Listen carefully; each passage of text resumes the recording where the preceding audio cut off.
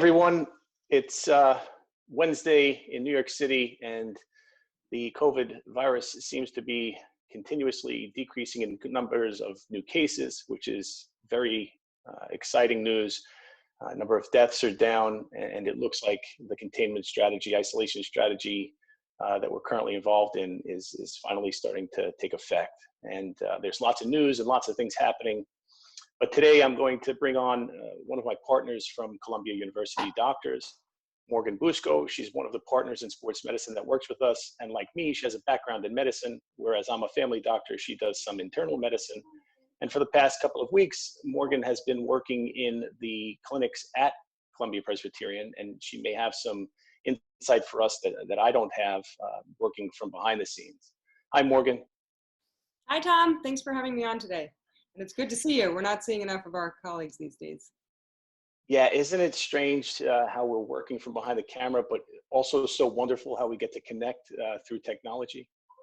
It really is, yes. I mean, even our faculty meetings, having 40 faculty on a Zoom call is pretty remarkable. Yeah, that's the one benefit I think. We've learned how to connect through technology, and hopefully that's going to carry forward where we can maybe decrease some of the commuting and traffic. Exactly. Have you seen how blue the skies are over the past couple of weeks? Oh, it's amazing, yeah. Yeah.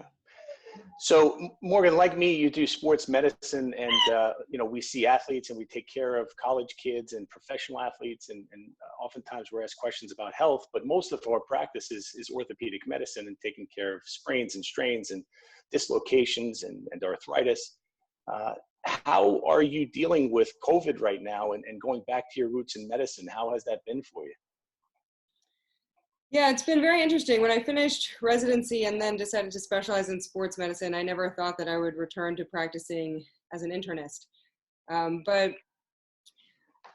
I love what we do as sports medicine physicians. This just seemed like the time to go back to my roots and help out on the hospitalist side. And I've actually really enjoyed it. It's been a few years, and going back to thinking about multi-organ failure and pneumonia and all of that has been challenging, but a good challenge. And I think part of me did miss taking care of and helping really sick patients. You know, one of the joys of what we do in the sports medicine world is that we're often treating and helping relatively healthy patients, and this has been a whole different world. So I think part of me did miss that, and it's been nice to help people who are in extreme need right now. Yeah, it's hard being away from our patients. That's why we do medicine, right? Is that we have this affinity for taking care of people, and it's hard to do from behind a camera, but at least we have telehealth for most of our sports patients, and that's been going well. The practice of sports medicine is complex. A lot of times we're making decisions based on multiple stakeholders and different competing interests, and timing is always essential. And in this crisis, obviously, those skills of risk management and understanding how to call on teams of people to help is important. So, obviously, everybody is grateful for the work you're doing right now and going back to your roots and taking care of very sick people. But what's it been like at the hospital when you're there? Are you starting to feel like everybody else that maybe some of this weight is getting lifted, the numbers are decreasing, and it seems like we're starting to get a little bit more of a handle on it? Yes, it definitely seems so. As you know, the emergency room is one thing. That's where all the patients come through, and then they're admitted to the medical wards or the ICU. And some of these patients will stay on the wards or in the ICU for weeks or even months. So I definitely think the ER volume has seen some slight decreases, which is wonderful. And I think on the medicine and the ICU side, we're definitely seeing a small decrease in volume, but I think those units will be full for a while longer. And the whole idea of flattening the curve is a wonderful thing, but that leads us to kind of having this flat curve in the hospital system for a long period of time, which is the goal, so that we're not inundated from the beginning. But I think we'll probably have a steady flow of coronavirus in the hospital for a long time now. Yeah, as we're working towards that herd immunity concept. I'd love for you to, if you can, just kind of shed light for people. There's so many conspiracy theories out there and so many different miracle cures that people are propagating. But I'd love for you to speak, if you can, just very briefly for everybody who is watching this from a perspective of a non-medical person, how we treat respiratory failure, how we treat multi-organ disease in the hospital, and whether there's anything you're seeing right now from a COVID perspective that makes you think that this is, genuinely a very unique disease, or something that, as medicine providers, as people who take care of very sick people in the ICUs, our critical care people, something that they're prepared to deal with and are dealing with, using some of the experimental medications, developing protocols. I would just love for you to reassure people that watch this that we are doing everything that we possibly can from the many decades of experience we have in medicine taking care of critical care people, but also the reassurance that we are pushing science forward and doing the experiments to see what's going to work best for this novel virus. Yeah, that's a great question, Tom. I think it is important for people to know how coronavirus is actually killing people, and that's through acute respiratory distress syndrome. And that's no different than the way an influenza, or the seasonal flu would unfortunately lead someone to die. And the virus itself, the way that happens is that once it gets into the lungs, it's not just that you have the virus, it's that then your lungs actually undergo a massive inflammatory reaction, which causes the very end parts of those lungs, which are like little tree buds on a big tree. You have millions and millions of these little alveoli, and once the inflammation sets in and those fill with fluid, it's very hard for you to exchange oxygen and carbon dioxide. So that end result, it doesn't matter whether it's the flu, coronavirus, or any of these other viral illnesses that are going around, it all leads to death in the same way. And then unfortunately, as the body reacts with this inflammatory cascade, we see multi-organ failure, the heart, the kidneys, and a lot of our other organs also take a hit, which can be hard to come back from. But this is truly the bread and butter of the ER and internal medicine and ICU doctors, and this is something that we're accustomed to treating, all the time. Anyways, it's just much scarier when so many people are coming in at once with it. But it's certainly not, something that the hospital is not prepared for. And I think, being part of Columbia New York Presbyterian is awesome because we have the resources, and there's so many people working together to fight this and really working around the clock. People are exhausting themselves to take care of patients. So I definitely feel like we're prepared and we're used to doing this, but it's just sad in a pandemic when, there's other things that can't be like usual. People can't have their families around, and it's not exactly the same, but it's tough. Yeah, it's great that to have firsthand experience with your background and being able to share that with everybody. I hear Elsa in the background. I would love for people at home to understand what's happening. So you're not only an exceptional sports medicine doctor, you're also a new mom, and you're also an athlete. And so maybe part of our conversation today, we can share some strategies for how we're dealing with social isolation as a mom, as a professional, and as an athlete. So tell us a little bit about how you're staying motivated, fit, and getting everything done. Well, I'll bring Elsa in for this part. She wants to hang out here. Oh God, there she is. What a beauty. So yes, it's been, I'm sure everybody is adjusting to the changes. And I think for us, my husband's still working, I'm working. So I'm doing night shifts, and that makes it easier so he can work during the day. And we're tag teaming, enjoying a lot of our extra Elsa time. But both of us have found, and this is kind of a staple of ours throughout life, is that whatever happens, if you're physically able to continue exercising, I think it's immensely important. And I think have you toned it down a little bit, the recommendations for 75-80% of your usual routines, or are you still cruising with your normal training schedule? How have you handled that? Yes, I definitely think we've toned it down.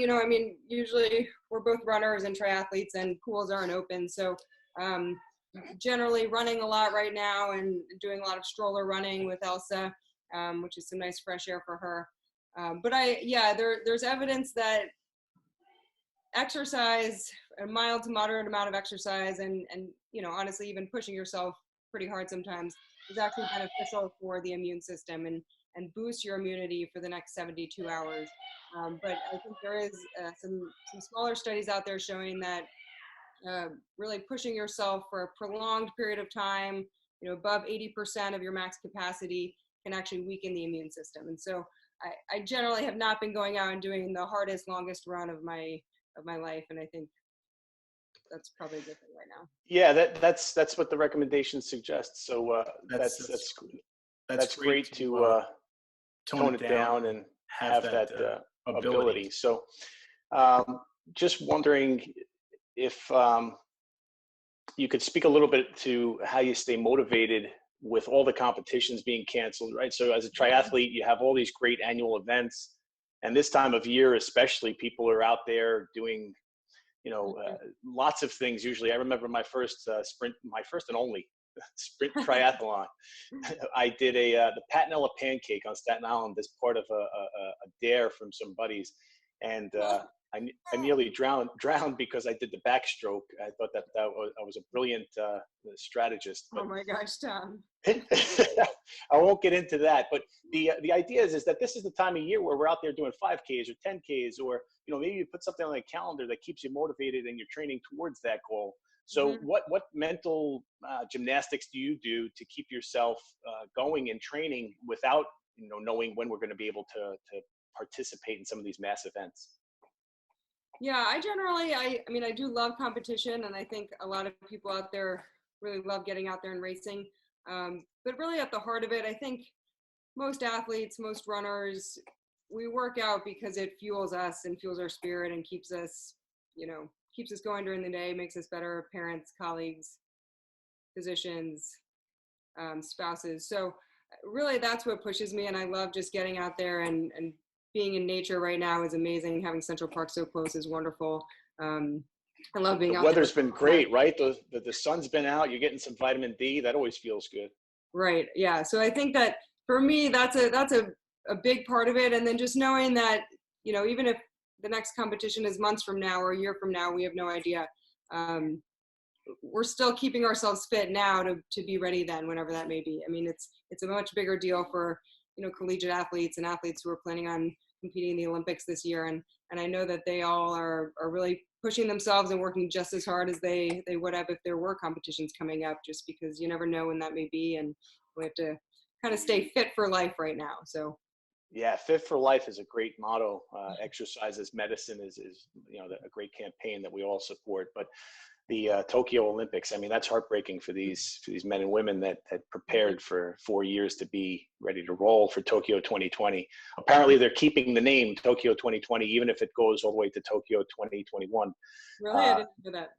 Yeah, they want to keep everybody sort of on that same page. But as far as running, can you speak a little bit about? I don't mean to put you on the spot, but are you running with a mask on, and how's that been?